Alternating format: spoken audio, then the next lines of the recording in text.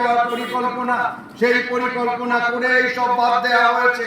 আমার বক্তব্য হচ্ছে কেরলের বুকে তো একজন লজিক্যাল ডিসক্রিপেন্সিতে বাদ গেল না, সেখানে তো বামপন্থী সরকার, তামিলনাড়ুতে তো বামপন্থীদের সমর্থন করা সরকার আছে, সেখানে তো লজিক্যাল ডিসক্রিপেন্সিতে বাদ গেল না।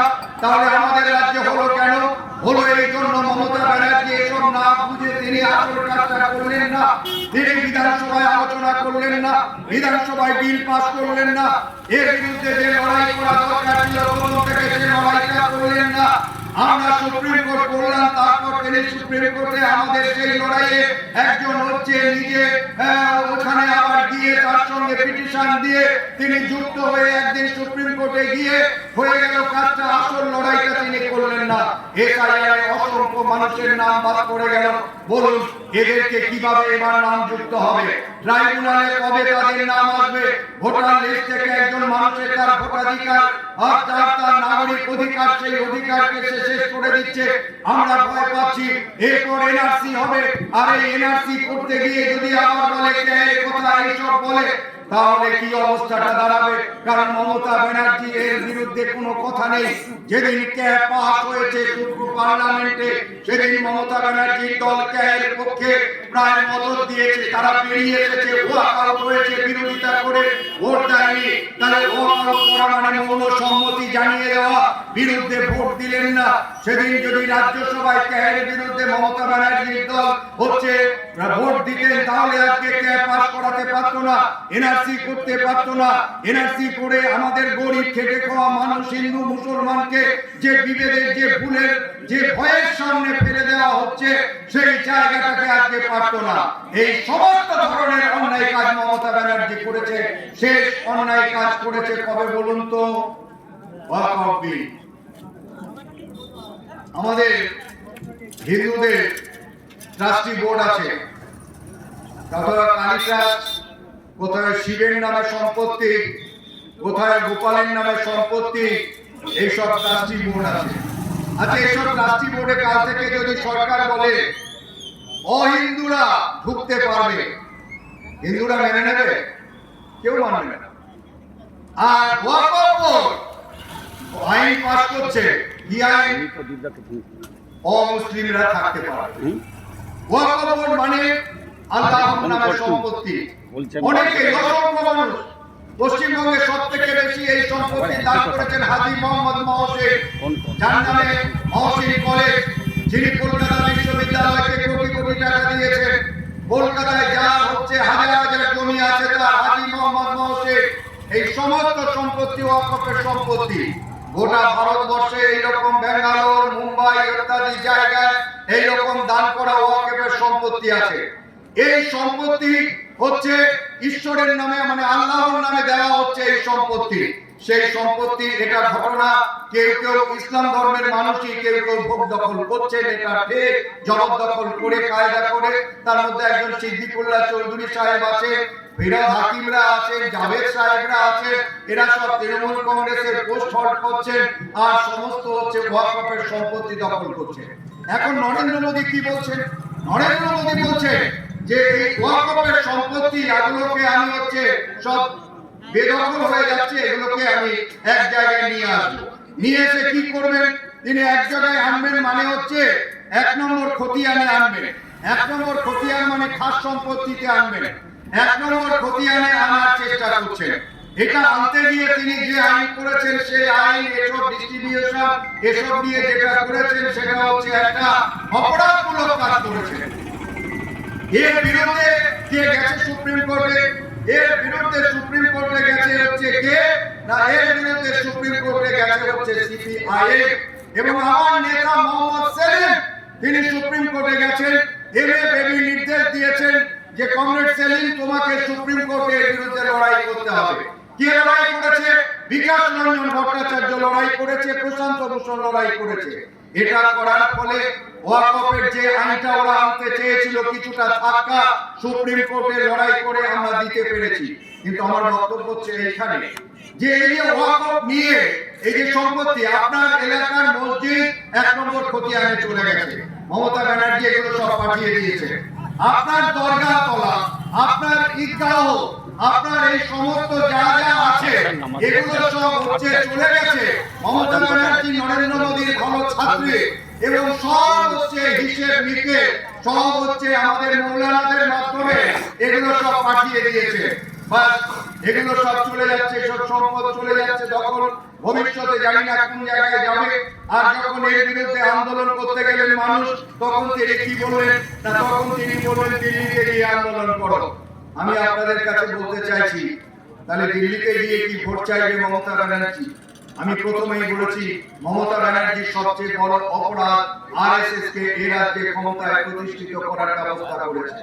এরপর আপনাদের এবার ভাবতে হবে এবারে নির্বাচনে আপনি কাকে ভোট দেবেন।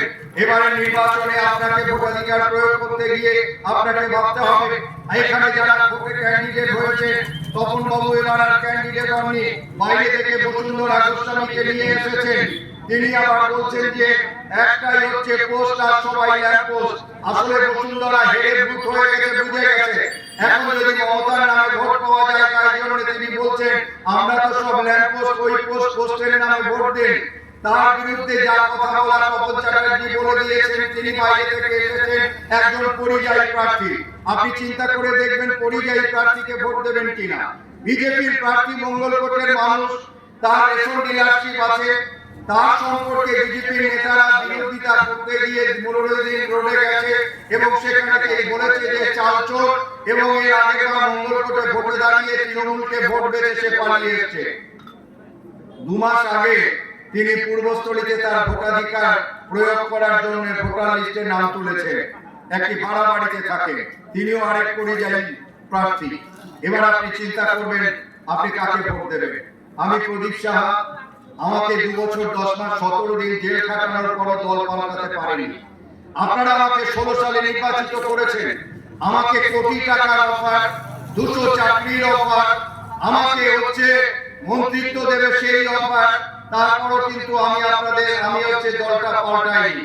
কেন পাল্টাইনি? ছোটবেলা থেকেই ভালোবেসে ফেলেছিলাম কমিউনিস্ট পার্টিটাকে। ছোটবেলা থেকেই যেদিন উপলব্ধি করেছিলাম কমিউনিস্ট পার্টিটা কি, স্বাধীনতা আন্দোলনের ইতিহাস পড়তে পড়তে গিয়ে কমিউনিস্ট পার্টিটা করেছিলাম, শিখেছিলাম। তাই ছোটবেলা থেকে কমিউনিস্ট পার্টিকে ভালোবেসেছি, সেই ভালোবাসাটাকে ভুলতে পারিনি, তাই দল পাল্টাইনি। তাই আপনাদের এখনো বিশ্বাস রাখতে পারেন প্রদীপ সাহাকে নির্বাচিত করলে প্রদীপ সাহা দল পাল্টাবে না, প্রদীপ সাহা কোনোদিন দুর্নীতির সঙ্গে নাম লেখাবে না। এটা আপনাদের এই বিশ্বাস নিশ্চয়ই আছে আমার উপর, এবং সেই বিশ্বাস অটুট সারা জীবন থাকবে। এ কথা আপনাদেরকে আমি হলফ করে বলতে পারি। আমি আমার তাই শেষ কথা কথাই বলবো, আপনারা যদি আমাকে নির্বাচিত করেন কেউ ঠকবেন না। 16 সালে নির্বাচিত করেছে, বিধানসভায় দাঁড়িয়ে একটার পর একটা বিল নিয়ে আলোচনা করেছি। আপনারা জানেন আমাদের রাজ্যের ইতিহাস বইয়ে, 8ম শ্রেণীর ইতিহাস বইয়ে ওরা এক সময় লিখেছিল ক্ষুদিরাম সন্ত্রাসবাদ। আমি সেই বইটাকে বাতিল করিয়েছি বিধানসভায় লড়াই করে। এটা এখনো নেটে ঘুরে বেড়াচ্ছে, অনেকে দেখবেন যে বিধানসভায় কি লড়াই আমি দিয়েছিলাম। যে আমাদের দেশের একজন হচ্ছে স্বাধীনতা সংগ্রামী, প্রথম যিনি শহীদ হয়েছেন, তাকে আপনারা সন্ত্রাসবাদী বলছেন, এবং এই বই আমাদের ছাত্রদের কি শিক্ষা দিচ্ছে। এবং তারপর সেই প্রতিবাদ করার পর শেষ পর্যন্ত পার্থ চট্টোপাধ্যায় ক্ষমা স্বীকার করে সেই বইটাকে তুলে নিতে বাধ্য হয়েছিল আমাদের। এই রকম ভাবে আমি প্রত্যেকদিন বিধানসভায় দাঁড়িয়ে একজন বিধায়ক হিসেবে সে কাজ করার চেষ্টা করেছি।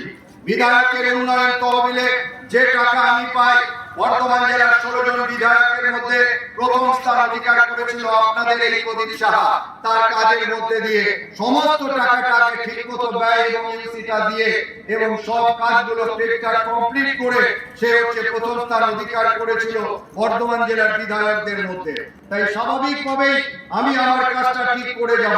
আপনারা যদি আমাকে নির্বাচিত করেন কেউ ঠকবেন না, আমি কাউকে ঠকাবো না। আমি মানুষের পাশে থেকে আগেও যেমন কাজ করেছি আগামী দিনেও করে যাব।